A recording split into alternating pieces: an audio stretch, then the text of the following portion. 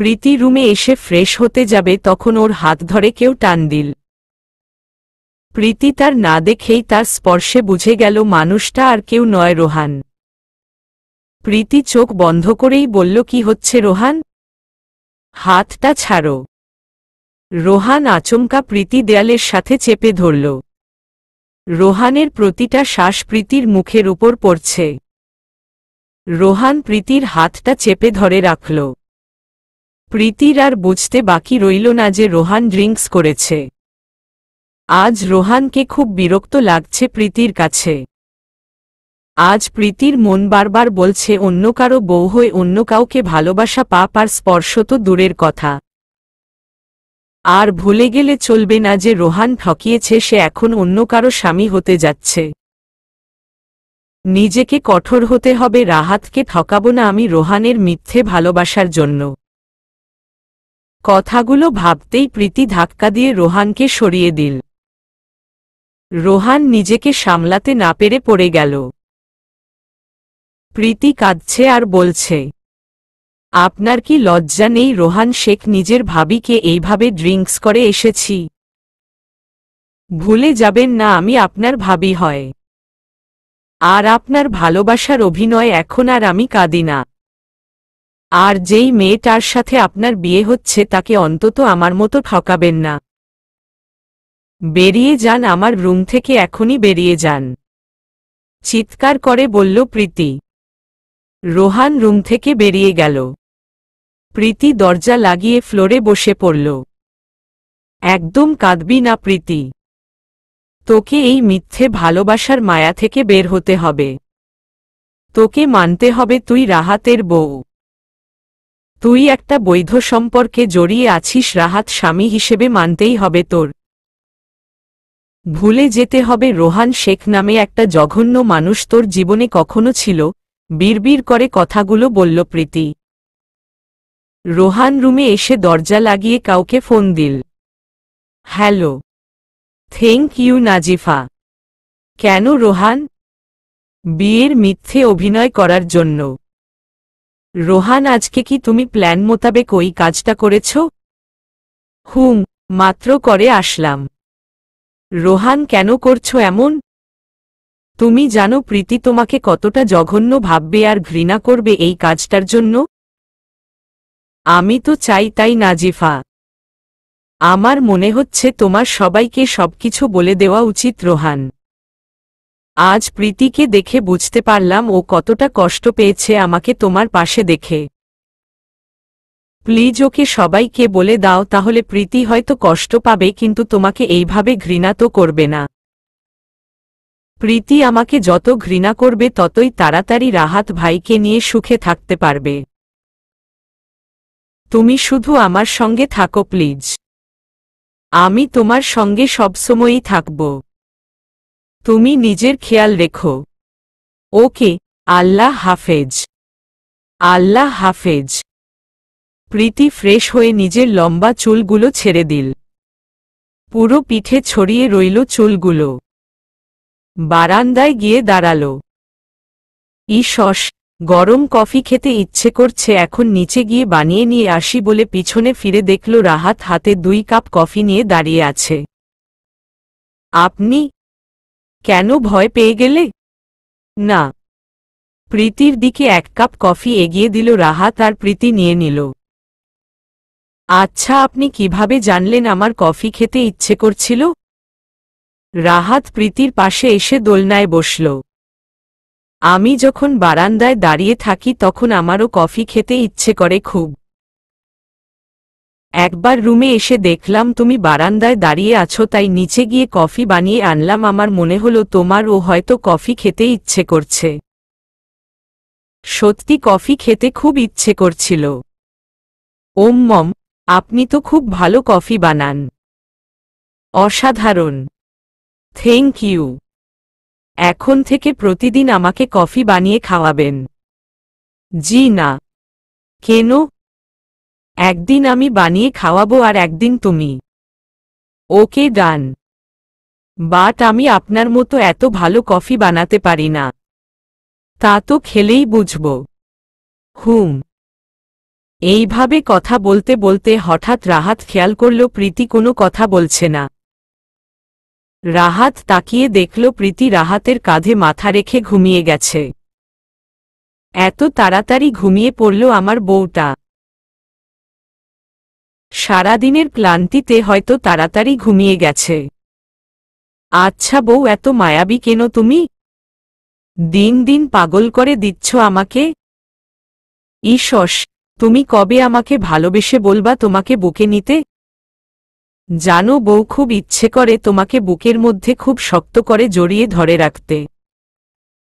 মনে মনে কথাগুলো বলে মুচকি হেসে প্রীতিকে কোলে তুলে নিল রাহাত। বিছানায় এনে শুয়ে দিল প্রীতি।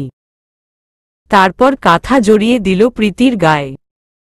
রাহাত নিজেও শুয়ে পড়ল সোফায় গিয়ে। সকালে সূর্যের আলো এসে প্রীতির মুখে পড়ল। চোখ খুলে নিজেকে বিছানায় আবিষ্কার করল প্রীতি। আমি তো দোলনায় ছিলাম, বিছানায় কিভাবে আসলাম? কোলে করে। রাহাতের কথায় অবাক হয়ে প্রীতি তাকিয়ে রইল। কি হলো? এইভাবে তাকিয়ে আছো কেন বউ? কোলে করে মানে? রাহাত আয়নার সামনে নিজের চুল ঠিক করতে করতে বলছে, কোলে করে মানে আমি তোমাকে কোলে করে এনে শুয়ে দিয়েছি। তুমি রাতে দোলনায় আমার কাঁধে মাথা রেখে ঘুমিয়ে গেছিলা। বুঝেছ বউ? আসলে আমার কখন চোখ লেগে গেছে বুঝতে পারিনি, আপনার কষ্ট করে আমাকে কোলে করে এনে শুয়ে দিতে হলো। রাহাত মুচকি হেসে প্রীতির একদম কাছে এসে বলল, সারা জীবন কোলে নিতে রাজি আছি, বুঝেছ বউ? হু কি? কিছু না। আচ্ছা, আপনি কথায় কথায় বউ বলেন কেন? বউকে তো বউই বলবো। এখন নিচে আসো, রেডি হয়ে তাড়াতাড়ি, না হলে তো আমার শ্বশুর বাড়ি যেতে দেরি হবে। প্রীতি এক লাফে উঠে রাহাতের কাছে এসে বলল, শ্বশুর বাড়ি মানে আমাদের বাড়ি যাচ্ছি। প্রীতি খুশিতে রাহাতকে জড়িয়ে ধরল। রাহাত অবাক হয়ে দাঁড়িয়ে রইল। বাড়ি যাওয়ার কথা শুনে এত খুশি যে আমাকে কাছেই যেতে দেই না, এখন জড়িয়ে ধরেছে। মনে মনে বলল রাহাত। প্রীতি হঠাৎ খেয়াল করল সে রাহাতকে জড়িয়ে ধরে আছে। তাড়াতাড়ি করে রাহাতকে ছেড়ে দিয়ে সে লজ্জায় ওয়াশরুমে ঢুকে পড়ল। রাহাত ওইখানে দাঁড়িয়ে হাসতে লাগল। তারপর ওয়াশরুমের দরজা নক করে বলল, শাড়ি কি আমি পরিয়ে দিব নাকি রিহাকে পাঠাবো? রিহাকে পাঠিয়ে দিয়েন। রিহাতে এসে প্রীতিকে খুব সুন্দর করে একটা গোলাপি শাড়ি পরিয়ে দিল। ভাবি, বলো। ভাইয়াকে বলেছ? সরি গো, কালকে একদম খেয়াল ছিল না, আজকে বলবো।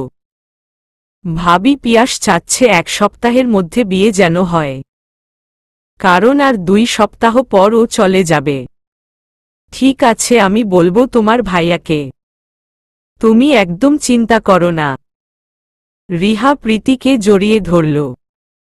তুমি খুব ভালো ভাবি, আমার চেয়েও খুব ভালো তুমি ননদিনী। এখন চলো নিচে, সবাই অপেক্ষা করছে। ওকে চলো। নাস্তার টেবিলে সবাই আছে রোহান বাদে। রাহাত তার মাকে বলল, রোহান কোথায়? এখনো ঘুমায়।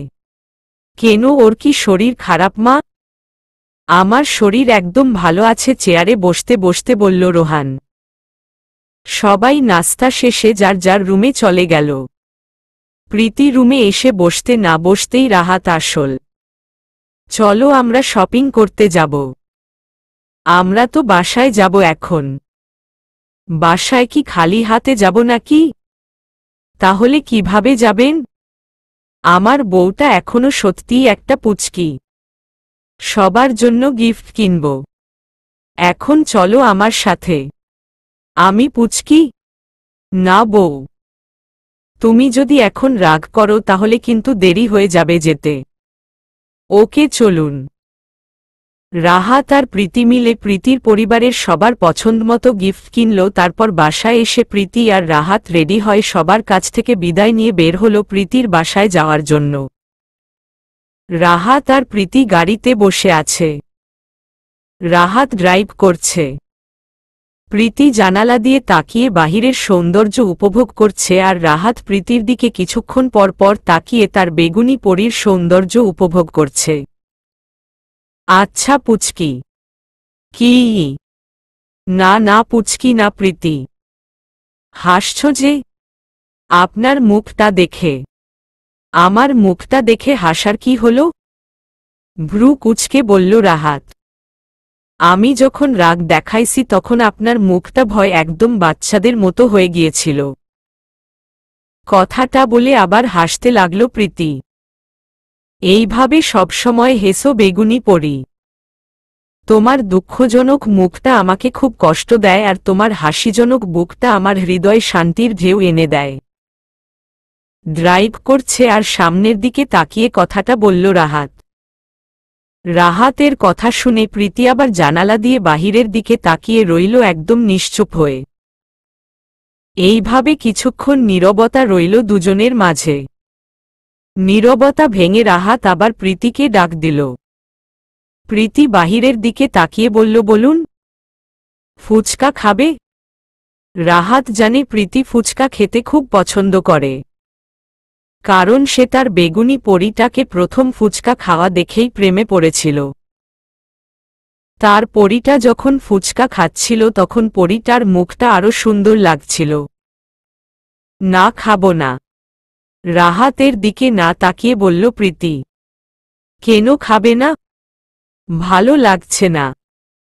তুমি জানো আমাকে ফুচকা খাওয়ায় কেউ হারাতে পারে না। আমি মেয়েদের চেয়ে বেশি ফুচকা খাই।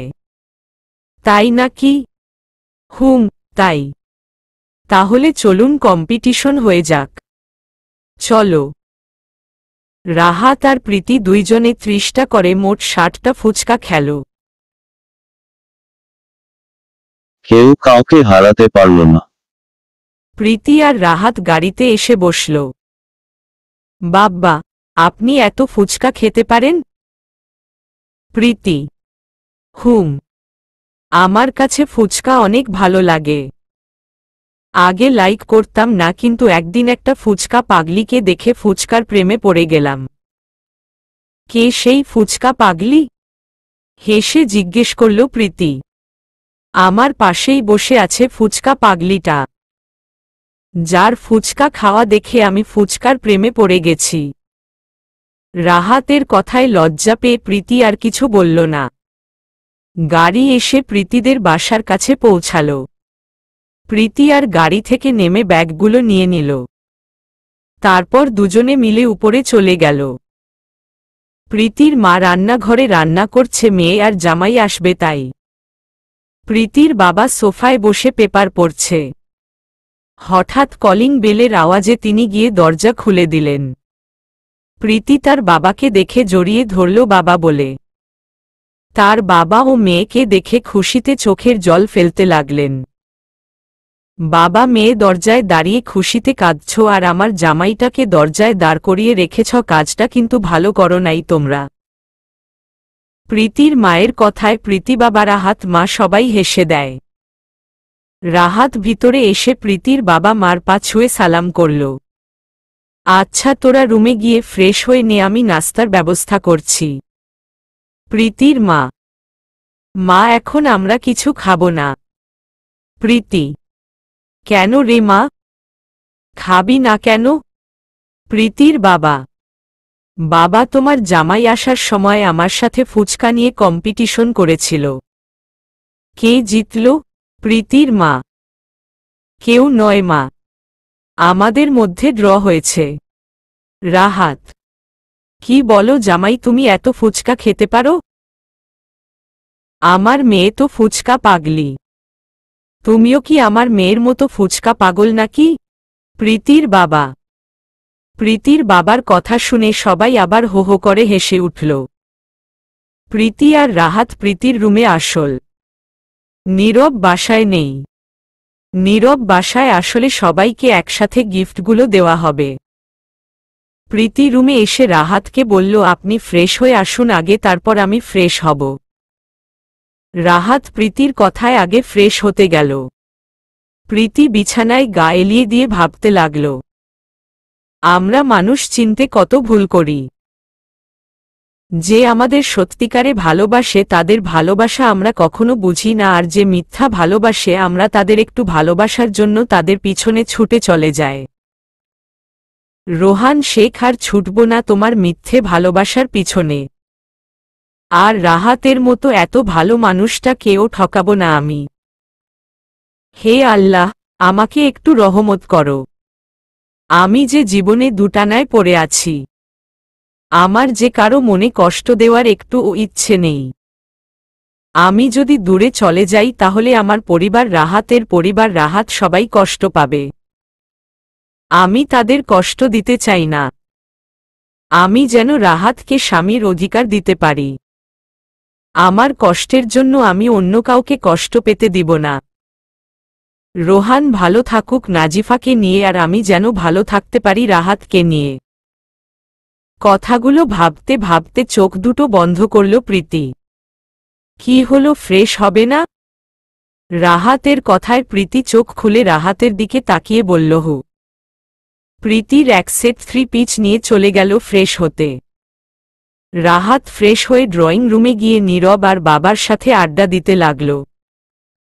সাথে নিহাও। প্রীতিও ফ্রেশ হয়ে ড্রয়িং রুমে আসল। ও নীল কালারের একটা 3 পিচ পরেছে। রাহাত মুগ্ধ দৃষ্টিতে তাকিয়ে আছে প্রীতির দিকে। ওফ, এই মেয়েটা একদম ঘায়েল করে দিয়েছে আমাকে, মনে মনে বলল রাহাত। নিহা প্রীতিকে দেখে জড়িয়ে ধরে বলল, কেমন আছিস? ভালো। তুই কেমন আছিস? ভালো। তুই এই সময় আমাদের বাসায়, ব্যাপার কি? হেসে বলল প্রীতি। তুই এসেছিস শুনে আসলাম। ভেংচি কেটে বলল নিহা। তুই কোথায় শুনলি যে আজকে আমি আসব? নীরব ভাইয়ার কাছ থেকে রাস্তায় শুনলাম। নীরব ভাইয়া? মুচকি হেসে বলল প্রীতি। তা নয়তো কি? বুঝেছি, এইবার তোকে ভাবি বানিয়ে আনতেই হবে। ঈশ্বর, চুপ থাকবি তুই? হু। রাহাতের প্রীতি মিলে সবাইকে গিফটগুলো দিল। আর নিহার জন্য ও একটা গিফট আনল রাহাত। প্রীতির তো খেয়ালই ছিল না। প্রীতি মনের অজান্তেই বলতে লাগল, সত্যি আপনি খুব ভালো রাহাত। সবাই মিলে ডিনার করল। ডিনার শেষে রাহাত রুমে এসে প্রীতির রুমটা খুব ভালো করে দেখতে লাগল। অনেক সুন্দর করে সাজানো প্রীতির রুমটা। এমনিতেই মেয়েরা অনেক গুছালো হয়। হঠাৎ প্রীতির পড়ার টেবিলের দিকে নজর গেল রাহাতের। ওইখানেই গিয়ে রাহাত অসংখ্য গল্পের বই দেখতে পেল। একটা বই হাতে নিয়ে অনেক মুগ্ধ হল রাহাত। সবগুলো বইয়ের নামগুলো দেখল। এর মধ্যে একটা বই হাতে নিয়ে বইটা খুলল রাহাত। বইটার প্রেমাতাল। অনেক শুনেছি এই বইটার নাম, বাট কখনো পড়া হয়নি, মনে মনে বলল রাহাত। বইটা খুলে অবাক হল রাহাত একটা চিরকুট দেখে। চিরকুটটা খুলে পড়তে লাগল। কলিজা, তোমার ভালোবাসার মানুষের দেওয়া খুব স্পেশাল একটা গিফট। আশা করি তোমার খুব ভালো লাগবে, আর তোমার কাছে আমার দেওয়া সবচেয়ে বেস্ট গিফট মনে হবে। তোমার সবচেয়ে পছন্দকৃত লেখক মৌরি মরিয়মের বই। লেখাটা দেখে মুচকি হাসল রাহাত। তার মানে পুচকিটার প্রিয় লেখক মৌরি মরিয়ম। তার জন্য মৌরি মরিয়মের লেখা অভিমানিনী তোমায় হৃদ মাঝারে বই ও দেখিয়াছে। তারপর হঠাৎ খেয়াল হল রাহাতের একটা কথা, কলিজা, তোমার ভালোবাসার মানুষের দেওয়া স্পেশাল একটা গিফট। তার মানে প্রীতির কারো সাথে ভালোবাসার সম্পর্ক ছিল? প্রীতি অন্য কাউকে ভালোবাসে? তাহলে প্রীতি আমার সাথে বিয়েতে কেন রাজি হল? বিড়বিড় করে কথাগুলো বলল রাহাত। বাকি বইগুলো ভালো করে দেখতে লাগল রাহাত, কিন্তু বাকিগুলোতে আর এমন চিরকুট নেই। তাহলে আমি কি ভুল বুঝছি প্রীতিকে? মনে মনে বলল রাহাত। তবুও সে ভালো করে আবার বইগুলো ঘাঁটতে লাগল। কিছু না পেয়ে বইগুলো গুছিয়ে রেখে দিল ঠিক আগের মতো। হঠাৎ তার নজর পড়ল বইগুলোর একদম নিচে রাখা একটা ডায়েরির দিকে। সে ডায়েরিটা নিতে যাবে তখনই প্রীতি রুমে আসল। কি করছেন? কিছু না, এই তো ল্যাপটপে আমাদের বিয়ের পিক দেখছি। ওহ আচ্ছা, কফি খাবেন? হু, ওকে আমি নিয়ে আসছি। আর শুনুন। বলো। ছাদে যাবেন? ওকে, আমি যাচ্ছি, তুমি কফি নিয়ে এসো। ওকে। রাহাত ছাদে গিয়ে শুধু ওই চিরকুটে লিখা কথাগুলো নিয়ে ভাবতে লাগল। যেভাবেই হোক জানতে হবে কেন প্রীতি আমাকে মেনে নিতে পারছে না, আর কেনই অন্য কাউকে ভালোবাসলে আমার সাথে বিয়েতে রাজি হল। এই যে আপনার কফি, আপনার মতো এত ভালো করে বানাতে পারি না, আর কেমন হয়েছে জানাবেন। হুম। রাহাত কফির কাপে চুমুক দিয়ে বলল, খুব ভালো হয়েছে। রাহাতের কথার স্টাইলটা কেমন যেন অন্যরকম লাগছে এখন প্রীতির কাছে। আচ্ছা, আপনার কি কোনো কারণে মন খারাপ? আচ্ছা প্রীতি, তুমি কি আমায় পছন্দ করো? আপনাকে না পছন্দ করার মতো কি আছে? সবাই তো আপনাকে খুব পছন্দ করে। আমি সেইভাবে বলি নাই। কিভাবে বলেছেন? কফি কাপে চুমুক দিতে দিতে বলল প্রীতি। আচ্ছা রোহান আর আমার মধ্যে কে বেশি স্মার্ট? রাহাতের এমন প্রশ্ন শুনে মনের মধ্যে কেমন যেন ছ্যাতো করে উঠল প্রীতির। রাহাত, আপনি ভালো। শুধু ভালো না, খুব ভালো। আর আপনি খুব স্মার্ট। ও কিন্তু আমার চোখে যে রোহানই আমার দেখা সবচেয়ে স্মার্ট ছেলে। সবার চোখে নিজের ভালোবাসার মানুষই সবচেয়ে সুন্দর হয়। হোক না রোহানের ভালোবাসা অভিনয়, কিন্তু আমার ভালোবাসা যে সত্যি। পারছি না বের হতে এই ভালোবাসার মায়া জাল থেকে। যতই ভাবি এগিয়ে যাব আপনার হাত ধরে, ততই বেশি মন জুড়ে থাকে রোহান শেখ, মনে মনে বলল প্রীতি। প্রীতির খেয়াল হল রাহাত এমন প্রশ্ন কেন করল। উনি কি তাহলে আমার আর রোহানের ব্যাপারে জেনে গেছে? না, এইটা তো সম্ভব না, কারণ আমি রোহান নিহা ছাড়া সম্পর্কের কথা তো কেউ জানে না। আর নিহা তো কখনো বলবে না। আমি হয়তো একটু বেশিই ভাবছি। রাহাত প্রীতিকে ডেকে বলল, কি হলো, কিছু বলছো না যে? আপনারা দুই ভাই খুব স্মার্ট, কারো থেকে কেউ কম নয়। রাহাত প্রীতির কথায় হালকা হেসে বলল, ছাদে অনেক ঠান্ডা, চলো রুমে চলো, ঘুমাবো। ওকে চলুন। রাহাত রুমে এসে বিছানায় শুয়ে পড়ল। মাঝখানে কোল বালিশ রেখে তারপর প্রীতির দিকে তাকিয়ে বলল, বেগুনি পরি, আজ অনেক ঠান্ডা, ফ্লোরে ঘুমাতে পারবো না, আর তোমার রুমে তো সোফা নেই, তাই মাঝখানে কোল বালিশ রাখলাম। প্লিজ একটু অ্যাডজাস্ট করে নিও। কথাগুলো বলে রাহাত অন্যদিকে ফিরে শুয়ে পড়ল। প্রীতি আর কোনো কথা না বলে ঘুমিয়ে গেল। সকাল হলে প্রীতির ঘুম ভেঙে গেলে প্রীতি ওঠে, রাহাতকে বিছানায় দেখল না। তারপর দেখল ওয়াশরুমেও নেই। পরে ভাবল হয়তো ছাদে গেছে। ফ্রেশ হয়ে ড্রয়িং রুমে গিয়ে দেখল বাবা চা খাচ্ছে। তারপর প্রীতি দেখে একটা চিরকুট প্রীতির দিকে এগিয়ে দিল তার বাবা।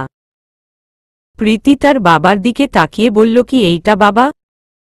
জামাই দিতে বলল তোমাকে। কেন? উনি কোথায়? বলে গেল একটা কাজে নাকি যাচ্ছে। প্রীতি চিরকুটটা খুলে দেখল, বেগুনি পরি, একটা কাজে বাহিরে যাচ্ছি, তোমাকে না বলেই যেতে হলো, তুমি ঘুমিয়েছিলে তাই। প্রীতি চিরকুটটা নিয়ে রুমে চলে গেল, কারণ তার চিরকুট নিয়ে কিছু স্মৃতি মনে পড়ে গেল।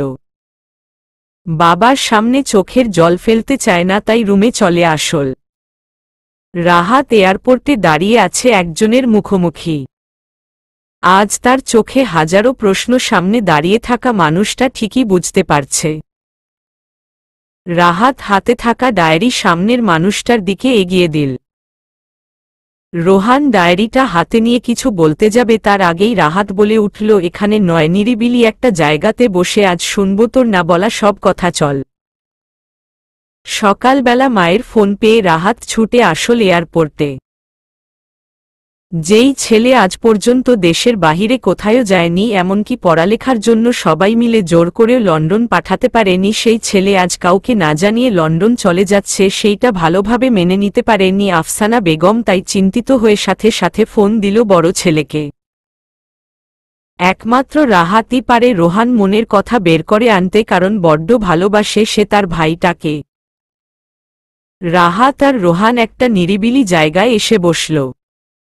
দুজনেই কিছুক্ষণ চুপ হয়ে বসে রইল। রাহাত নীরবতা ভেঙে রোহানের দিকে প্রশ্ন ছুড়ে দিল, হঠাৎ লন্ডন যাচ্ছিস যে?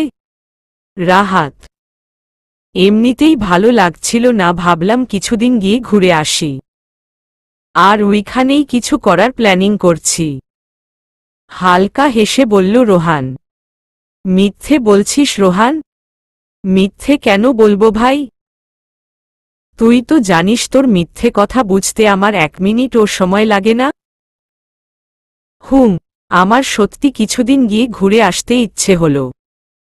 ঘুরে আসতে ইচ্ছে হলো নাকি প্রীতিকে প্রতি মুহূর্তে ভাইয়ের বউ হিসেবে দেখতে কষ্ট হচ্ছে? রাহাতের কথায় রোহানের হাত থেকে ডায়েরিটা পড়ে গেল। তার মানে কি ভাই সব জেনে গেল আমার আর প্রীতির ব্যাপারে? মনে মনে বলল রোহান। কিরে, কথা বলছিস না যে? ভাই তুমি যা ভাবছ তা না। কেন এমন করলি রোহান? মেয়েটা তোকে খুব ভালোবাসে। মেয়েটা যে আমার সাথে খুশি না রে। আর কেন তুই বললি না যে তুই ওকে ভালোবাসতি? আমি কি কখনো তোদের মাঝে আসতাম বললে? বল। জীবনে যা পেয়েছি সব তোকে দিয়ে দিয়েছি, কারণ আমি যে তোকে নিজের চেয়ে ও অনেক ভালোবাসি রোহান। প্রীতি তো তোকে ভালোবাসে, তুই একবার বলে দেখতি আমি কি কখনো পারতাম আমার ভাইয়ের ভালোবাসা কেড়ে নিতে বল? রোহান খেয়াল করল রাহাতের চোখ দিয়ে জল গড়িয়ে পড়ছিল কথাগুলো বলার সময়। রাহাত ডায়েরি নিচে থেকে তুলে খুলে কালকে রাতে পড়া চিরকুটটা বের করল আর বলতে শুরু করল, এই চিরকুটের হাতের লেখাগুলো আজ আমার সামনে সবটা সত্য তুলে ধরেছে জানিস তো। কাল রাতে প্রীতির একটা বই থেকে এই চিরকুটটা পেলাম, যা তোর দেওয়া উপহার। তারপর ছাদে গিয়ে অনেকক্ষণ ভাবতে লাগলাম, হঠাৎ খেয়াল হলো হাতের লেখাটা যে আমার সবচেয়ে প্রিয় মানুষটার, আমার কলিজা ভাইটার। প্রীতি যখন রাতে গভীর ঘুমে আচ্ছন্ন, তখন ডায়েরিটা হাতে নিয়ে বারান্দায় চলে গেলাম। সারা রাত ধরে পুরোটা ডায়েরি পড়লাম আর চোখ থেকে অনবরত জল গড়িয়ে পড়ল। রোহান চুপচাপ বসে রাহাতের বলা কথাগুলো শুনছে। জানিস রোহান, প্রীতি খুব কষ্ট পাচ্ছে তোকে ছাড়া। ও যে আমাকে স্বামী হিসেবে মেনে নিতে পারছে না রে। ওর সরল মনটা যে খুব করে চাই তোকে খুব। আজ ডায়েরিটা না পড়লে আমি কখনো জানতাম না মেয়েটা এত ভালোবাসে তোকে। তোর আর ওর ভালোবাসার কাছে আমার ভালোবাসা যে খুবই সামান্য রোহান, খুবই সামান্য। রোহান, তুই আমার জন্য এত বড় একটা স্যাক্রিফাইস করেছিস, তাই না? নিজের এই ভাইটার জন্য নিজের ভালোবাসার কেন কুরবানি দিলি রোহান? কেন আমাকে ছোট বানিয়ে দিলি প্রীতির কাছে? ও যে আমাকে সহ্যই করতে পারে না। আরেকটা কথা জানিস রোহান, প্রীতি তোকে ভুল বুঝছে। কিন্তু আমি জানি তুই প্রীতিকে ঠকাসনি, শুধুমাত্র আমার জন্য এমন করেছিস। প্লিজ আমার সাথে চল, প্রীতির ভুল ভাঙ্গাতে হবে আর তোদের দুজনকে এক করতে হবে। কথাটা বলে রাহাত রোহান হাত ধরে টেনে তুলল। রোহান রাহাত সামনে গিয়ে দাঁড়িয়ে জড়িয়ে ধরে কাঁদতে লাগল। এই রোহান, তুই বাচ্চাদের মতো কাঁদছিস কেন ভাই? আমি তোদের দুজনকে এক করে দিব। রোহান কান্না থামিয়ে রাহাতের হাতে ধরে বলল, আর চাইলেও যে আমরা এক হতে পারবো না ভাই। কেন পারবি না? অবাক হয়ে। সেইটা আমি বলতে পারবো না। আর প্রীতি আমাকে ভুল বুঝে ঘৃণা করুক, সেইটা আমি চাই। প্রীতি তোমার বউ, ওর জোর করে হলেও তোমাকেই ভালোবাসতে হবে। আমাকে আর ছোট করিস না মেয়েটার সামনে। মেয়েটা মনে প্রাণে শুধু তোকে চাই। আমি যখন থাকবো না তখন ও চাইলেও তো আমাকে পাবে না ভাই। আমি চাই না আমাকে ভালোবেসে ও সারার জীবন একা কাটিয়ে দিক। আমি চাই ও তোমাকে ভালোবেসে সারা জীবন ভালো থাকুক। আমার হাত ধরে মাত্র কয়েকটা মাস কাটিয়ে সারা জীবন একা না থাকুক। রোহানের কথায় অবাক হয়ে রাহাত জিজ্ঞেস করল, মাত্র কয়েক মাস মানে? চুপ করে আছিস কেন রোহান, বল। আমি তোকে বলতে বলেছি রেমেদ, ধমক দিয়ে বলল রাহাত। রোহান ব্যাগ খুলে একটা কাগজ রাহাতের দিকে এগিয়ে দিল। রাহাত কাগজটা খুলে দেখে থ হয়ে দাঁড়িয়ে রইল। অনেকক্ষণ নীরবতা বিরাজমান করল দুই ভাইয়ের মাঝে। আচমকা রাহাত খুব শক্ত করে জড়িয়ে ধরল রোহানকে। দুই ভাই জড়িয়ে ধরে শুধু চোখের জল ফেলতে লাগল। এত বড় একটা কথা কেন লুকালি রোহান? কান্না করতে করতে বলল রাহাত। তোমাদেরকে জানানোর সাহস যে আমার হয়নি ভাই। ভেবেছিলাম চিকিৎসা করালে ভালো হয়ে পড়ব, কিন্তু দিন দিন আমি যে আরও মৃত্যুর দিকে এগিয়ে যাচ্ছি ভাই। আমার হাতে মাত্র 2 মাস সময় আছে। আমি যখন জানতে পারলাম আমার ব্রেইন টিউমার, তখন নিজেই নিজেকে সান্ত্বনা দিলাম যে সবকিছু ঠিক হয়ে যাবে ভালো করে ট্রিটমেন্ট করালে, কিন্তু ডক্টর আঙ্কেল জানালো আমার হাতে মাত্র 2 মানত সময় আছে। আর আমি যদি রিস্ক নিয়ে অপারেশন করি তাহলে হয়তো বাঁচব, না হয় মরব। আমি যে তোমাদের ছেড়ে যেতে চাই না ভাই, 2 মানত তোমাদেরকে চোখের সামনে তো দেখতে পারবো অপারেশন না করালে। আর প্রীতিকে ছাড়া থাকার কথা আমি কল্পনায় ও কখনো ভাবিনি। বড্ড ভালোবাসি মেয়েটাকে, বড্ড বেশি। যখন জানতে পারলাম তুমি প্রীতিকে বিয়ে করতে চাও, তখন আমার ভাবলাম তুমি পারবা মেয়েটাকে সারা জীবন ভালো রাখতে। কথাগুলো বলতে বলতে হাঁটু গেড়ে নিচে বসে পড়ল রোহান। তুমি মেয়েটাকে জোর করে হলেও তোমাকে ভালোবাসতে বাধ্য করো ভাই, না হলে মেয়েটা যে তিলে তিলে শেষ হয়ে যাবে আমার ভালোবাসায়। ভালোবাসা জোর করে হয় রোহান? জানি না, কিন্তু আমি পারবো না আমার জানটাকে নিজের সাথে জড়িয়ে সারা জীবনের জন্য একা করে দিয়ে যেতে। ঠিক আছে, তোর কথাই রইল, কিন্তু আমার যে সবাইকে জানাতে হবে তোর অসুস্থতার ব্যাপারে। রোহান রাহাতকে নিজের কসম দিল যেন কাউকে না জানায়। অনেক চেষ্টা করেও রোহানকে আটকাতে পারল না রাহাত। রোহান চলে গেল লন্ডন। গাড়িতে বসে চোখের জল ফেলছে রাহাত। নিজের কলিজা ভাইটা আর মাত্র 2 মানত বাঁচবে কিছুতেই বিশ্বাস করতে পারছে না সে। ডক্টর আঙ্কেলকে কল দিয়ে ভালোভাবে সব জেনে নিল সে। আল্লাহ, রোহানকে কেন আমাকে দিয়ে দিতা এত বড় রোগ? রোহান আর প্রীতি যে একই অপরকে খুব ভালোবাসে, তুমি কেন ওদের মাঝখানে আনলা আমাকে? আমার ভাইটাকে ভালো করে ওদের মাঝখান থেকে আমাকে সরিয়ে নাও প্লিজ। গাড়িতে নিজের হাত দিয়ে ঘুষি দিতে দিতে কথাগুলো বলল রাহাত। অপরদিকে বারবার কল দিচ্ছে প্রীতি। সকাল গিয়ে দুপুর হলো, এখনো কেন আসছে না রাহাত? চিন্তায় পড়ে গেল প্রীতি।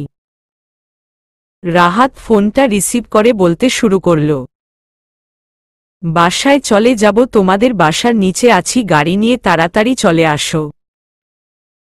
কিন্তু প্রীতিকে কিছু বলার সুযোগ না দিয়ে ফোনটা কেটে দিয়ে গাড়িতে বসে পড়ল রাহাত। প্রীতি তার বাবা মাকে বুঝিয়ে নিচে আসল। এসে দেখল রাহাত গাড়িতে বসে আছে। রাহাতকে খুব চিন্তিত আর কেমন যেন দুঃখজনক দেখাচ্ছিল। প্রীতি গাড়িতে গিয়ে বসে রাহাতের দিকে তাকিয়ে বলল, আজকে তো আমাদের থাকার কথা ছিল, হঠাৎ চলে যাচ্ছেন যে? অফিসের জরুরি কিছু কাজ ছিল, গম্ভীর গলায় বলল রাহাত। আচ্ছা, আপনার কি কোনো কারণে মন খারাপ? না, যেই মানুষটা এত শান্তশিষ্ট থাকে সে আজকে এমন গম্ভীরভাবে কথা বলছে, আর ভিতরে ভিতরে কেমন রাগ আর কষ্ট চেপে রেখেছে মনে হচ্ছে, মনে মনে বলল প্রীতি। আমি কি পারবো আমার রোহানের কথাটা রাখতে?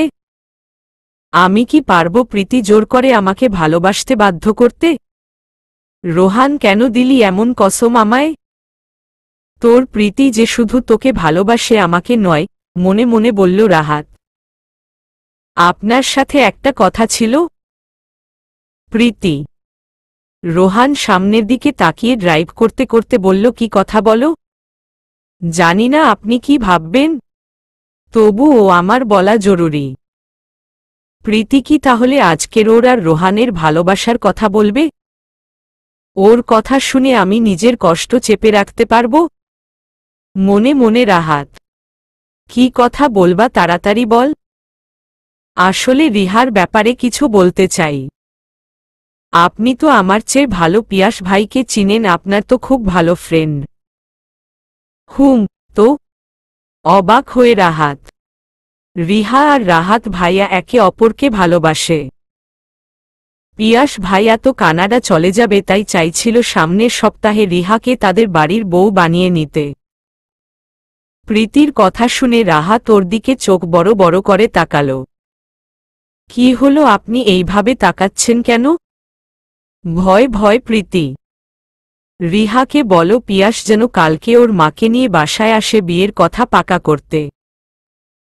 সামনের দিকে তাকিয়ে বলল রাহাত। আমি জানতাম আপনি রাজি হয়ে যাবেন। রিহা শুনলে অনেক খুশি হবে। মুচকি হেসে বলল প্রীতি। প্রীতি আজ খুব খুশি, কারণ সে পেরেছে চারজন ভালোবাসার মানুষকে সারা জীবনের জন্য এক করে দিতে। সে আজ তার মা বাবার কাছে নীরব আর নিহার কথাও বলেছে। তার ফ্যামিলি খুব খুশি নিহার মতো মেয়ে ছেলের বউ হিসেবে পাবে জেনে।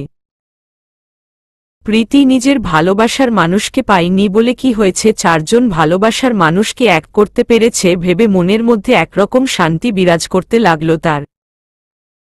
গাড়ি এসে শেখ বাড়ির সামনে থামল। প্রীতি আর রাহাত দরজার কাছে আসতেই না আসতেই আফসানা বেগম দৌড়ে আসলেন বড় ছেলের কাছে। কিরে, তোরা চলে এলে যে এত তাড়াতাড়ি? প্রীতির শাশুড়ি। তোমাকে খুব মিস করছিলাম তো তাই চলে এসেছি, মুচকি হেসে আফসানা বেগমকে জড়িয়ে ধরে বলল প্রীতি। আফসানা বেগম রাহাতের দিকে তাকিয়ে জিজ্ঞাসা করল, রোহান আসেনি? ও কি সত্যি চলে গেছে? রাহাতের মুখ দিয়ে কোনো কথা বের হচ্ছে না, কষ্টে তার বুকটা ফেটে যাচ্ছে। ভাইটার জন্য চিৎকার করে মাকে জড়িয়ে ধরে কাঁদতে ইচ্ছে হচ্ছে তার। তবুও তার বুক ফাটা কষ্টটাকে চেপে রেখে মায়ের উদ্দেশ্যে বলল, মা, ও ঘুরতে গেছে কিছুদিনের জন্য। আমি ওর সাথে ভালোভাবে কথা বলেছি, তুমি কিছু চিন্তা করো না। ওর ঘোরাঘুরি শেষ হলেই চলে আসবে লন্ডন থেকে। যখন আসবে তুমি ওর সাথে কথা বলে নিও। মিথ্যে হাসার অভিনয় করে বলল রাহাত। ঠিক আছে, তোরা রুমে গিয়ে রেস্ট কর। ঠিক আছে মা। প্রীতি আর রাহাত রুমে এসে ফ্রেশ হয়ে নিল। রাহাত রেডি হয়ে নিল। রাহাতকে দেখে প্রীতি বলল, আপনি কোথায়ও যাচ্ছেন? কখন আসবেন? আসলে তো দেখবাই। এইভাবে কথা বলছেন কেন? জানি না। প্রীতি আর কিছু বলল না, রাহাত রুম থেকে বেরিয়ে চলে গেল। প্রীতি বারান্দায় দাঁড়িয়ে ভাবতে লাগল, রোহান লন্ডন কি সত্যিই ঘুরতে গেছে? কারণ তার যতটুকু মনে আছে রোহান একবার বলেছিল ও দেশের বাহিরে কোথায় ও যাওয়া পছন্দ করে না। একবার যখন প্রীতি হানিমুনে সুইজারল্যান্ড যাওয়ার কথা বলেছিল তখন সে বলেছিল যে তারার দেশের বাহিরে কোথায় ও হানিমুনে যাবে না, রাঙামাটি যাবে। হে আল্লাহ, আমি রোহানকে ভুল বুঝছি না তো? ওর ভালোবাসা যে কখনো আমার কাছে অভিনয় মনে হয়নি। তাহলে কি আমি ভুল বুঝছি আমার রোহানকে? কথাগুলো ভাবতে ভাবতে প্রীতির চোখ দিয়ে অঝোর ধারায় জল গড়িয়ে পড়তে লাগল। পুরো বিকাল প্রীতি রিহার সাথে কথা বলে কাটিয়ে দিল। রিহা খুব খুশি প্রীতির মুখ থেকে ওর বিয়ের কথা শুনে। অপরদিকে নিহাও খুব খুশি, প্রীতিকে ফোন দিয়ে অনেকক্ষণ কথা বলল। রাত 9টা বেজে গেছে কিন্তু রাহাত এখনো বাসায় ফিরেনি। আফসান বেগম একবার কল দিয়েছিলেন, তখন বলেছিল যে অফিসের কাজে ব্যস্ত আছে, তাই প্রীতি আর কল দেয়নি। কিন্তু অনেক রাত হয়ে গেছে, তাই প্রীতি বাধ্য হয়ে অনেকগুলো কল দিল রাহাতকে, কিন্তু রাহাত কল ধরছে না। প্রীতি চিন্তায় পড়ে গেল, কোথায় গেল মানুষটা? কলও ধরছে না, এখনো বাসায় ফিরছে না কেন? বারান্দায় দাঁড়িয়ে প্রীতি রাহাতের জন্য অপেক্ষা করতে লাগল। সে রাহাতকে ভালো না বাসুক, কিন্তু রাহাত তো তার স্বামী, আর স্ত্রী হিসেবে স্বামীর জন্য এতটুকু চিন্তা হওয়াটা স্বাভাবিক। প্রীতি গাড়ির শব্দে নিচে তাকাল। রাহাত গাড়ি দেখে প্রীতি নিচে গিয়ে দরজা খুলে দিল, বাকি সবাই ঘুমিয়ে আছে তাই। গাড়ি থেকে অচেনা একটা ছেলে বের হয়ে রাহাতকে ধরে ধরে নিয়ে আসল। প্রীতি অবাক হয়ে তাকিয়ে আছে। রাহাতের কি হলো? ছেলেটা প্রীতির কাছে এসে বলল, ম্যাম, আমি স্যারের পিএ। স্যারকে আমি কখনো দেখিনি নেশা করতে, কিন্তু স্যার আজ অনেক বেশি নেশা করেছে। প্রীতি ছেলেটার কথাগুলো শুনে অবাক হয়ে দাঁড়িয়ে আছে। কি শুনছে সে? রাহাত ড্রিঙ্কস করেছে, কেউ দেখার আগে রাহাতকে রুমে নিয়ে যেতে হবে। প্রীতি আর ছেলেটা মিলে রাহাতকে রুমে এনে শুয়ে দিল। ছেলেটা চলে গেল। প্রীতি রাহাতের দিকে তাকিয়ে বলতে লাগল, কি হয়েছে আপনার? আপনি এত ড্রিঙ্কস করেছেন কেন রাহাত? আপনার কি কোনো কারণে কষ্ট হচ্ছে? রাহাত প্রীতির কথায় পাত্তা না দিয়ে প্রীতিকে বিছানায় শুয়ে দিল। প্রীতির উপর নিজের শরীরের পুরো ভর ছেড়ে দিল। প্রীতি চিৎকার করে বলতে লাগল, রাহাত, কি করছেন আপনি? প্লিজ, আপনার হুঁশ নেই, ছেড়ে দিন আমায়। জোর করে কোনো কিছু হয় না রাহাত, প্লিজ আমার এত বড় ক্ষতি করবেন না। কিন্তু রাহাত প্রীতির কোনো কথাই শুনল না। নেশার ঘোরে রাহাত প্রীতির মধ্যে ডুব দিল। প্রীতির চোখ দিয়ে শুধু জল গড়িয়ে পড়তে লাগল। সকালে প্রচণ্ড মাথা ব্যথায় চোখ মেলতে পারছিল না রাহাত। আস্তে আস্তে চোখ খুলে উঠে বসে মাথায় চেপে ধরে বসে রইল। হঠাৎ শরীরের দিকে তাকাতেই ভয় তার গা শিউরে উঠল। কতক্ষণ মাথায় হাত দিয়ে কি হয়েছিল রাতে সে এই অবস্থাতে কেন মনে করার চেষ্টা করল। মনে হতেই তার ঘৃণা হতে লাগল নিজের প্রতি। এ কি করল সে? সে তো জোর করে নয়, সম্মান আর ভালোবাসা দিয়ে প্রীতির মনে নিজের একটা জায়গা তৈরি করতে চেয়েছিল। কিন্তু নেশার ঘোরে এ কি করল সে? প্রীতি তো কখনো তাকে ক্ষমা করবে না, বরং ঘৃণা করবে তাকে। কি করে বোঝাবে সে ইচ্ছে করে এমন করেনি? কথাগুলো ভাবতেই রাহাত মাথাটা আরো ঝিমঝিম করতে লাগল। হঠাৎ আবার খেয়াল হলো প্রীতি কোথায়? ও বিছানায় নেই। নিচে যায়নি তো? নাকি আমায় ঘৃণা করে আমাকে ছেড়ে চলে গেল? কথাগুলো ভাবতে ভাবতে রাহাত গায়ে একটা টি শার্ট জড়িয়ে প্রীতিকে খুঁজতে যাবে, তখন সে ভাবল আগে একবার বারান্দায় দেখে নিই। রাহাত বারান্দায় গিয়ে দেখল প্রীতি শরীরে কাপড় জড়িয়ে হাঁটু গেড়ে বসে কান্না করছে। প্রীতির এই অবস্থা দেখে রাহাতের বুকের ভেতরটা দুমড়ে মুচড়ে গেল। রাহাত প্রীতির পাশে বসে আলতো করে প্রীতির হাতে ধরল। রাহাতের হাতের স্পর্শ পেতেই প্রীতি এক ঝটকায় হাতটা ছাড়িয়ে নিয়ে ঘৃণার চোখে রাহাতের দিকে তাকিয়ে বলতে শুরু করল, আপনার সাহস হলো কি করে আমার সাথে এমন করার? স্বামী হয়েছেন বলে নিজের অধিকারটা জোর করে খাটিয়ে নিলেন, দেখিয়ে দিলেন নেশার ঘোরে নিজের হিংস্র চেহারাটা। অনেক সম্মান করতাম আপনাকে, আজ থেকে ঘৃণা করি। চিৎকার করে কথাগুলো বলল প্রীতি।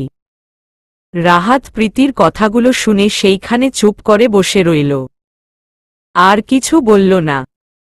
আমাকে এতটুকু বুঝলা প্রীতি? কি বললা তুমি? আমার হিংস্র চেহারা? আসলেই কি আমার হিংস্র চেহারা আছে? আমি তো তোমার মনে জায়গা করতে চেয়েছিলাম, কিন্তু নেশার ঘোরে। পারলে ক্ষমা করে দিও আমায়। আজ থেকে তোমার ধারে কাছেও ঘেসব না আমি। কথাগুলো বলে চোখের জল মুছতে মুছতে ওয়াশিং রুমের দিকে এগিয়ে গেল রাহাত। ওয়াশরুমে গিয়ে ঝর্ণা ছেড়ে দিয়ে অনেকক্ষণ দাঁড়িয়ে রইল। কেন রোহান, আমার সাথেই কেন এমন হলো ভাই? আমি যে তোর প্রীতির কাছে আজ হিংস্র হয়ে উঠলাম। পারবো না, আর এইভাবে বাঁচতে আর পারবো না তোর মরে যাওয়া নিজের চোখের সামনে দেখতে। আমি আজই বড় ডাক্তারদের সাথে যোগাযোগ করব, তোর বাঁচতেই হবে প্রীতির জন্য। তোদের দুজনের মাঝে আমার আশা ঠিক হয়নি, আর আজ যা হলো। আর কিছু ভাবতে পারছে না রাহাত। ফ্রেশ হয়ে নিচে চলে গেল। প্রীতিও ফ্রেশ হয়ে নিচে এল। বাড়িতে পিয়াস আর ওর বাবা মা এসেছে রিহার বিয়ের কথা বলতে। আজ খুব চুপ হয়ে আছে প্রীতি, কারো সাথে কোনো কথা বলছে না। তা দেখে প্রীতির শাশুড়ি প্রীতিকে শরীর খারাপ কিনা জিজ্ঞেস করল। প্রীতি মাথা নেড়ে বলল সে ঠিক আছে। রিহার আর পিয়াসের বিয়ে ঠিক হলো সামনের সপ্তাহে। শেখ বাড়ির সবাই খুব খুশি, আজ একমাত্র মেয়ের বিয়ে খুব বড় করে আয়োজন করতে হবে। সারাদিন রাহাত প্রীতির সামনে ও আসেনি। রিহার সাথেই প্রীতির সারাটা দিন কেটেছে। প্রীতি এখন আর হাসি খুশি থাকে না, কেমন যেন চুপচাপ হয়ে গেছে। সেদিনের পর থেকে রাহাত ও প্রীতির সামনে আসে না, আর রাতে আসলে ও প্রীতির সাথে কথা বলে না। কেমন যেন নিজের প্রতি খুব ঘৃণা আর রাগ হয় তার। তবুও দূর থেকে প্রীতির চাওয়া পাওয়া সবকিছুর খেয়াল রাখে সে। দেখতে দেখতে রিহার গায়ে হলুদের দিন চলে আসল। আজ রিহার গায়ে হলুদ। পুরো শেখ বাড়ি খুব সুন্দর আর জাঁকজমকভাবে সাজানো হয়েছে। একমাত্র বোনের বিয়ে, তাই রোহান ও আসছে আজ লন্ডন থেকে। সন্ধ্যার দিকে পার্লারের লোক এসে রিহাকে খুব সুন্দরভাবে সাজানো হলো। খুব কিউট লাগছে রিহাকে। প্রীতি এসে রিহাকে দেখে মুখে হাত দিয়ে দাঁড়িয়ে রইল। প্রীতিকে এইভাবে দাঁড়িয়ে থাকতে দেখে রিহা বলতে লাগল, ভাবি এইভাবে মুখে হাত দিয়ে দাঁড়িয়ে আছো কেন?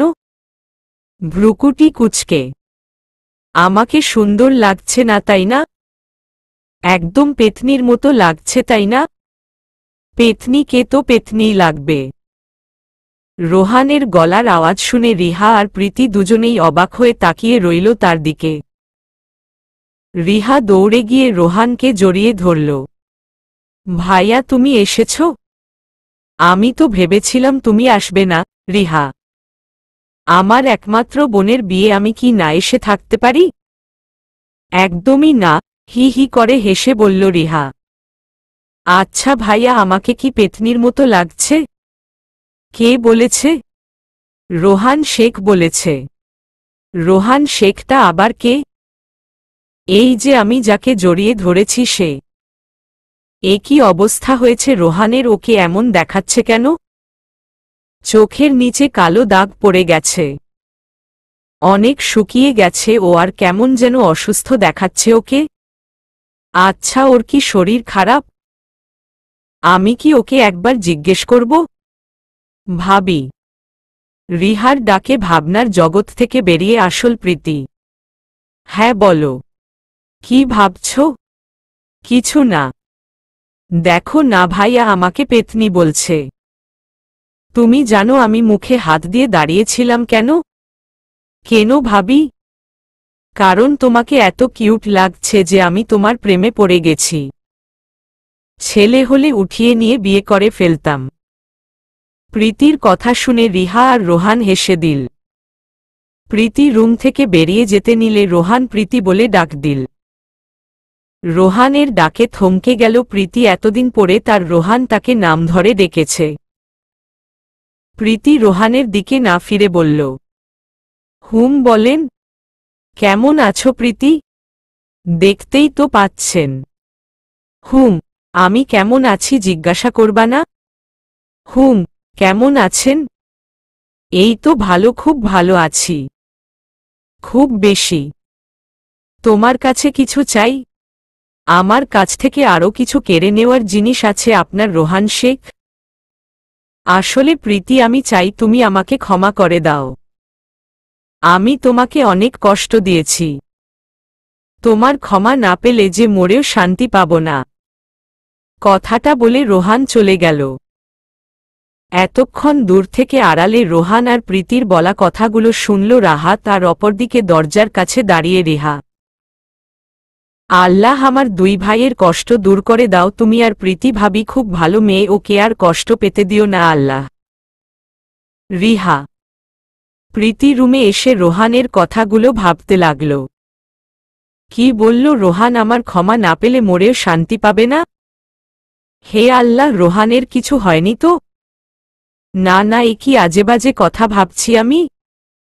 রোহান আমাকে যতই কষ্ট দেখ না কেন, তুমি ওকে সবসময় সুস্থ রেখো। কথাগুলো বিড়বিড় করে বলতে বলতে একটা শাড়ি নিয়ে রেডি হয়ে নিল প্রীতি। সব ছেলেরা বেগুনি কালার পাঞ্জাবি পরেছে আর মেয়েরা কাঁচা হলুদের মধ্যে বেগুনি পাড়ের জামদানি কাপড়। আজ আবার প্রীতি রাহাত আর রোহানের বেগুনি পরি সেজেছে। রেডি হয়ে রিহাকে সাথে নিয়ে নিচে নেমে এলো সে। দুই ভাই দুই হাত দিয়ে বোনকে ধরে নিয়ে স্টেজের বসালো। একে একে সবাই রিহাকে হলুদ লাগালো। রাহাত একটু পরপর প্রীতির দিকে তাকাচ্ছে আর রোহানের দিকে। রাহাত আজ শুধু ভাবছে যেইভাবেই হোক প্রীতি আর রোহানকে এক করে দিয়ে বড় ভাইয়ের দায়িত্ব পালন করতে হবে তার। অপরদিকে রোহান দূর থেকে প্রীতির প্রতিটা মুহূর্ত ক্যামেরা বন্দি করছে। অনুষ্ঠান প্রায় শেষের দিকে সবাই প্রীতিকে রিকোয়েস্ট করতে লাগল নাচার জন্য। রিহা একবার নিহার কাছে শুনেছিল প্রীতি নাকি খুব ভালো নাচে, আর একবার ফাঁসরও হয়েছিল নাচে। রিহার রিকোয়েস্ট প্রীতি ফেলতে পারেনি, শরীর আর মন দুইটা খারাপ হওয়া সত্ত্বেও সে নাচল। নাচ শেষে হঠাৎ মাথা ঘুরিয়ে পড়ে গেল প্রীতি। রাহাত আর রোহান দুইজনে এগিয়ে আসল প্রীতিকে ধরার জন্য। রোহান সাথে সাথে কোলে তুলে নিয়ে রুমে নিয়ে গেল প্রীতিকে। রাহাত ডাক্তারকে ফোন দিল। রোহান এর পিছনে পিছনে সবাই রুমে গেল। হঠাৎ কি হয়ে গেল মেয়েটার, এইসব ভেবে সবাই কেমন যেন ভয় পেয়ে গেল। কিন্তু ডাক্তারের বলা কথা শুনে থমকে গেল তিনটা মানুষ। সবাই অনেক খুশি, কিন্তু প্রীতি বুঝে উঠতে পারছে না সে কি খুশি হবে নাকি কষ্ট পাবে। রাহাতের বাচ্চার মা হতে যাচ্ছে সে। মা হওয়ার কথা শুনলে প্রতিটা মেয়ে খুশি হয়, প্রীতির ও হচ্ছে, কিন্তু মনের মধ্যে কোথায় যেন খুব ঘৃণা হচ্ছে। রাহাত বাবা হওয়ার খুশি অনুভব হচ্ছে, কিন্তু নিজের প্রতি খুব রাগ হচ্ছে তার। এ কি করল সে? কিভাবে এখন রোহানের সামনে মুখ দেখাবে সে? অপরদিকে রোহান চোখের জল মুছে রাহাতকে জড়িয়ে ধরল আর বলতে লাগল, থ্যাঙ্কস ভাই, আমার প্রীতিকে এইভাবে ভালো রেখো সব সময়। আমার প্রীতি এখন তোমার বাচ্চার মা হতে যাচ্ছে, এখন পরিপূর্ণভাবে তোমার। সরি রোহান, সরি বলবা না একদম। আজ খুব খুশি আমি চাচ্চু হব আর তুমি বাবা। একটা কথা ছিল আমার, রাখবি তো? বলো। তুই অপারেশন করানোর জন্য রাজি হয়ে যা। আমার বিশ্বাস তুই ভালো হয়ে যাবি। আমি বড় ডাক্তারদের সাথে কথা বলে রেখেছি, প্লিজ রাজি হয়ে যা তুই। ঠিক আছে। কবে অপারেশনের ডেট? আমি ডাক্তারদের সাথে কথা বলে সব জানাবো। ওকে। প্রীতি অজান্তেই নিজের পেটে হাত রেখে বলছে, এতদিন রোহান শেখকে ভালোবেসে বেঁচেছি, আজ তোকে ভালোবেসে বাঁচব। পরের দিন খুব ধুমধামভাবে রিহা আর পিয়াসের বিয়ে সম্পন্ন হল। বিদায়ের সময় রিহা খুব কেঁদেছিল তার দুই ভাই আর ভাবিকে জড়িয়ে। 1 মাস পর পুরো শেখ বাড়িতে শোকের ছায়া নেমে এসেছে। 1 মাস আগেও কত হাসি খুশিতে মেতেছিল পুরো শেখ বাড়ি। শেখ বাড়ির প্রীতির বাবার বাড়ির মানুষ সব আজ হসপিটালে। আফসানা বেগম কেঁদেই যাচ্ছে। কারো আজ কাউকে সান্ত্বনা দেওয়ার মতো ভাষা নেই। শেখ বাড়ির দুই ছেলে রোহান আর রাহাত আজ মৃত্যুর সাথে লড়াই করছে। প্রীতি হাসপাতালে একটা বেঞ্চে বসে আছে পাথরের মতো। আজ সে পাথর হয়ে গিয়েছে। সে আজ বুঝতে পেরেছে কেন রোহান তাকে রাহাতের হাতে তুলে দিয়েছিল। কিন্তু সে দিনের পর দিন রোহানকে ভুল বুঝেছে। আজ খুব ঘৃণা হচ্ছে তার নিজের প্রতি। নিহা সেই কখন থেকে প্রীতিকে ডাকছে কিন্তু সেই দিকে কোনো খেয়াল নেই তার। আজ বিকেলে যখন রোহান ড্রয়িং রুমে বসে সবার সাথে আড্ডা দিচ্ছিল তখন সে হঠাৎ মাথা ঘুরে পড়ে গেল। সবাই রীতিমতো ভয় পেয়ে যায় রোহানের এই অবস্থা দেখে।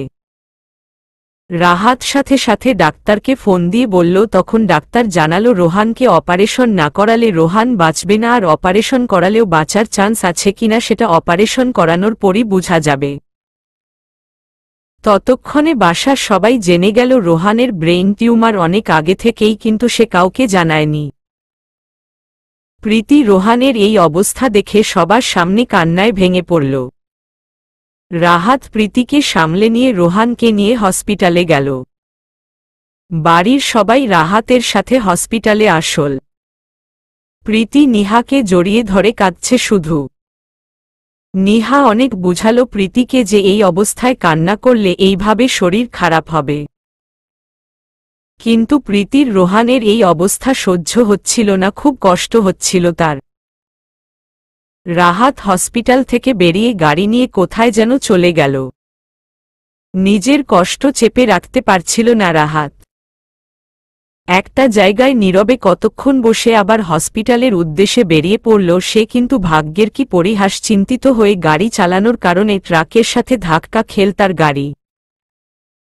আর আজ সেও লড়াই করছে মৃত্যুর সাথে। একজন নার্স ওটি থেকে বেরিয়ে আসল। নার্সকে দেখে আফসানা বেগম এগিয়ে গিয়ে বলল, আমার বড় ছেলের কি অবস্থা? মেম, এখনো কিছু বলা যাচ্ছে না। ওনার অবস্থা খুব খারাপ, আর এখন ওনাকে কেবিনে শিফট করা হবে। কিছুক্ষণ পর রাহাতকে কেবিনে শিফট করা হলো। দুই ভাইয়ের এই অবস্থার কথা শুনে রিহা ছুটে আসল হসপিটালে। মাকে জড়িয়ে ধরে কাঁদছে সে। হঠাৎ সে প্রীতির কাছে গিয়ে বসল। ভাবি। প্রীতি একটুও নড়ছে না। রোহান আর রাহাতের এই অবস্থা দেখে একদম পাথরের মতো হয়ে গেছে সে। রিহা প্রীতিকে ধরে ঝাঁকিয়ে বলল, এইটা নাও। রোহান ভাইয়া দিতে বলেছিল তোমাকে। আমি তোমার আর রোহান ভাইয়ের ব্যাপারে সবকিছু জানি ভাবি। আমি জানি তোমার খুব কষ্ট হচ্ছে। একদিকে ভালোবাসার মানুষ, একদিকে স্বামী। প্লিজ তুমি নিজেকে শক্ত করো ভাবি। কথাগুলো বলে রিহা কেঁদে দিল। প্রীতি কাগজটা হাতে নিয়ে খুলে পড়তে লাগল। হেই কলিজা, কলিজা বললে ভুল হবে, আমার পুরো লাইফ তুমি প্রীতি। মাফ করে দিও আমাকে, আমি অনেক কষ্ট দিয়েছি। আমার ভাবি হতে বাধ্য করেছি তোমাকে। কিন্তু বিশ্বাস করো আমি যা করেছি সব তোমার ভালোর জন্য করেছি। আর রাহাত ভাইয়া তোমাকে সবসময় আগলে রাখার চেষ্টা করেছে। কখনো তোমাকে কষ্ট দেওয়ার চেষ্টা করেনি রাহাত ভাইয়া। আমি ভাইয়াকে বলেছি তোমাকে যেন জোর করে হলেও ওনাকে ভালোবাসতে বাধ্য করে। আমি চাই না তুমি সারাটা জীবন আমাকে ভালোবেসে কষ্ট পাও। আমি চাই তুমি রাহাত ভাইয়ের সাথে যেন সুখে থাকো সারা জীবন। আমার অনিশ্চিত জীবনে তোমাকে জড়িয়ে কষ্ট দিতে চাইনি। যেই দিন থেকে জেনেছি আমি আর বাঁচব না সেই দিন থেকে আস্তে আস্তে তোমাকে নিজের কাছ থেকে দূরে সরিয়ে দিয়েছি। আমাকে ঘৃণা করতে বাধ্য করেছি। আর নাজিফার সাথে আমার বিয়ের মিথ্যে অভিনয় করেছি। নাজিফা আমাকে সাহায্য করেছে তোমাকে দূরে সরানোর জন্য। রিহা সবকিছু জেনে ফেলেছিল। ওর কাছে আমি এই কাগজটা দিয়ে বলেছিলাম এইটা যেন 1 মাস পর তোমার হাতে দেই। আমি আর থাকব না তোমাদের মাঝে, কিন্তু স্মৃতি হয়ে থাকব আজীবন। প্লিজ রাহাত ভাইকে কষ্ট দিও না, ভালো থেকো সারা জীবন। লেখাগুলো পড়ে প্রীতি কাগজটা বুকে নিয়ে চিৎকার করে কাঁদতে লাগল। রিহা আর নিহার দিকে তাকিয়ে বলতে লাগল, কেন বুঝলাম না আমি রোহানকে? কেন ভুল বুঝলাম আমি রাহাতকে? একজন কেউ বুঝতে পারলাম না আমি।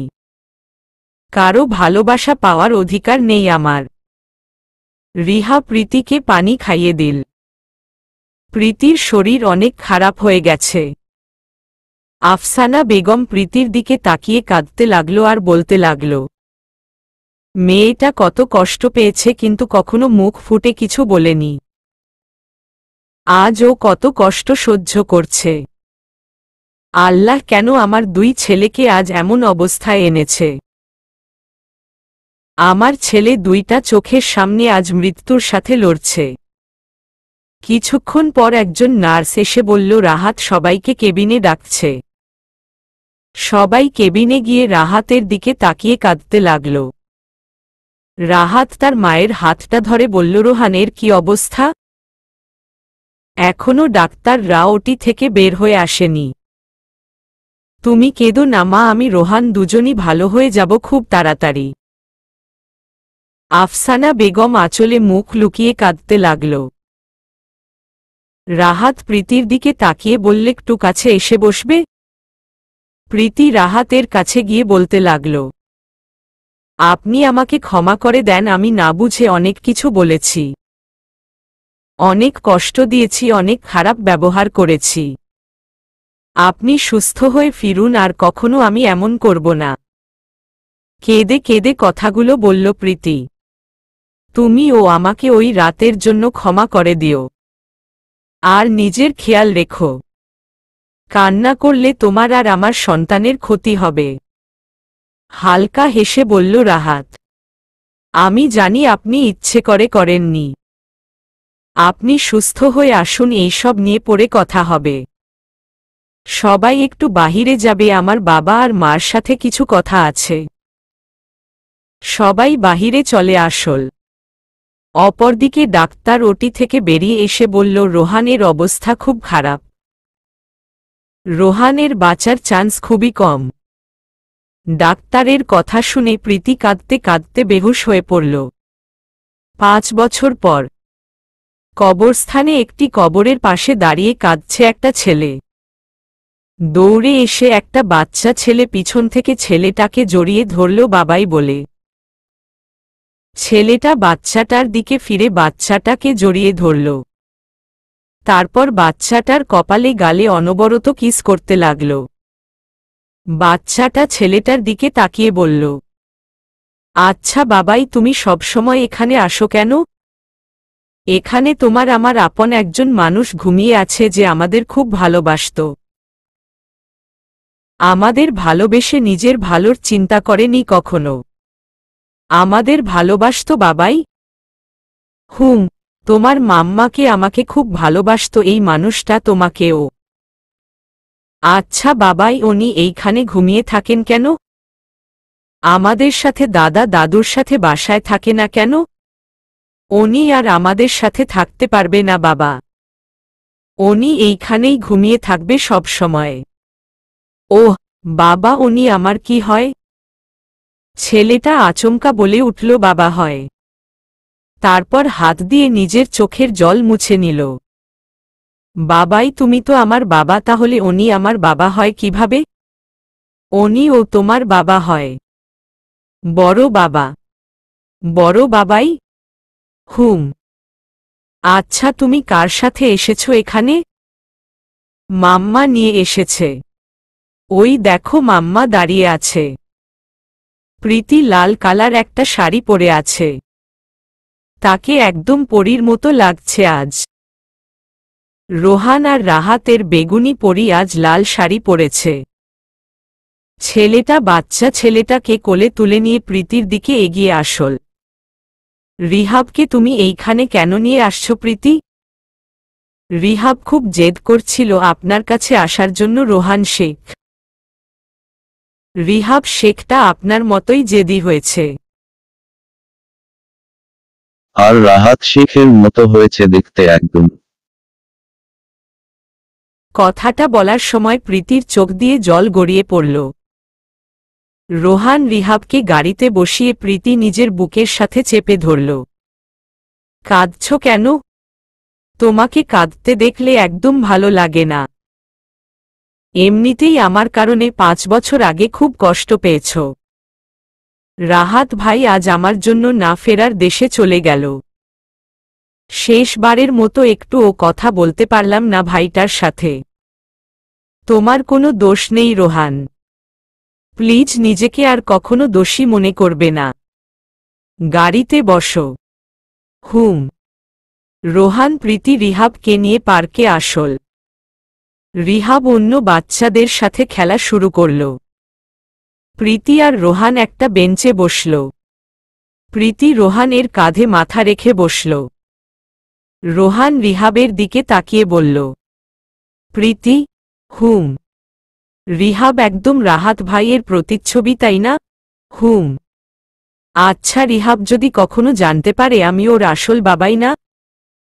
এমন কখনো হবে না, তুমিই ওর আসল বাবাই। ও যখন বুঝতে শিখবে তখন আমরা ওকে সব খুলে বলবো। আমার বিশ্বাস ও তোমাকেই বাবাই বলবে তখন। হুম। আমি যদি সেদিন মরে যেতাম?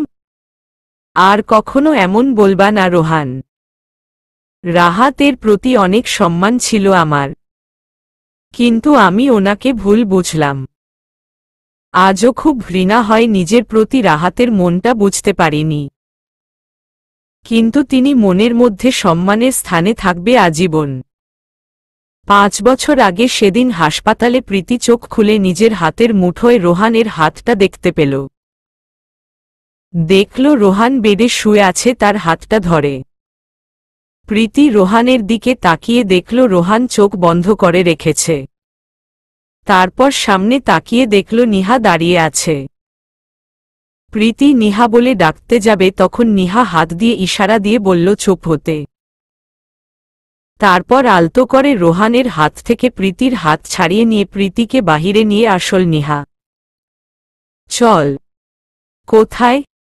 রাহাতের কাছে। রাহাতের কি অবস্থা?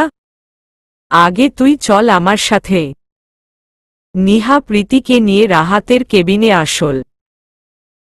প্রীতি রাহাতের কেবিনে ঢুকে অবাক হয়ে গেল। সবার দিকে তাকিয়ে দেখল সবার চোখে জল। রাহাতের মুখটা সাদা কাপড় দিয়ে ঢাকা। প্রীতি নিহার দিকে তাকিয়ে বলল, নিহা। রাহাত ভাইয়া আর নেই প্রীতি, কথাটা বলে কেঁদে দিল নিহা। রোহান ভাইয়া বেঁচে আছে, কিন্তু উনি রাহাত ভাইয়ের ব্যাপারে এখনো কিছু জানে না। তুই যখন বেহুশ ছিলি তখন রোহান ভাইয়ের একবার হুঁশ ফিরেছিল। তোকে এই অবস্থায় দেখে উনি হাইপার হয়ে যাচ্ছিল, তোর হাতটা নিজের হাতের মুঠোয় নেয় তখন।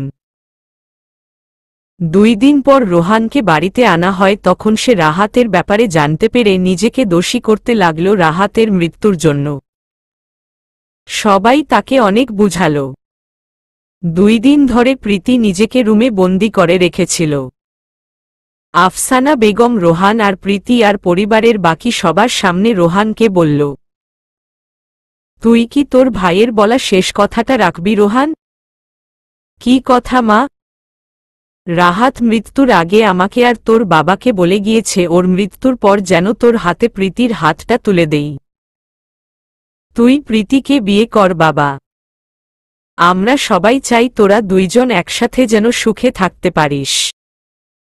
রোহানের ডাকে ভাবনার জগৎ থেকে ফিরে আসল প্রীতি। সন্ধ্যার দিকে বাসায় ফিরল ওরা 3 জন। সদর দরজা দিয়ে ঢুকতেই না ঢুকতে সবাই এসে ওদের মুখে স্প্রে করতে লাগল। চারদিকে তাকিয়ে দেখল পুরো বাড়ি বেলুন দিয়ে সাজানো আর দেয়ালে লেখা বড় করে হ্যাপি অ্যানিভার্সারি। প্রীতি আর রোহান দুজনই অবাক হয়ে তাকিয়ে আছে সবার দিকে। রিহা আর নিহা এসে বলল, সারপ্রাইজ। এত কিছু? প্রীতি, সব তোর পিচ্ছি ছেলেটার জন্য করতে পেরেছি। প্রীতি বুঝতে পারল রিহাব কেন আজ ঘুরতে যাওয়ার জন্য জেদ করছিল। সবাই মিলে প্রীতি আর রোহানকে উইশ করল। অনুষ্ঠান শেষে প্রীতি রুমে এসে শুয়ে পড়ল। রোহান প্রীতির পাশে শুয়ে প্রীতিকে জড়িয়ে ধরল। এই কি করছো? রিহাব চলে আসবে তো? আসবে না, ও মা আর বাবার সাথে ঘুমাবে আজ। আচ্ছা, আমি ঘুমাবো। সরো আমার ওপর থেকে। জি না। দুষ্টু হাসি দিয়ে বলল রোহান। মানে? মানে হলো আজ তোমার আর আমার মাঝে আর কোনো দূরত্ব থাকবে না। 5 বছর আগে যেই দূরত্ব ছিল সব দূরত্ব কেটে যাবে আজ। আজ আমাদের মাঝে কোনো দূরত্ব নয়, থাকবে শুধু ভালোবাসা। সমাপ্ত।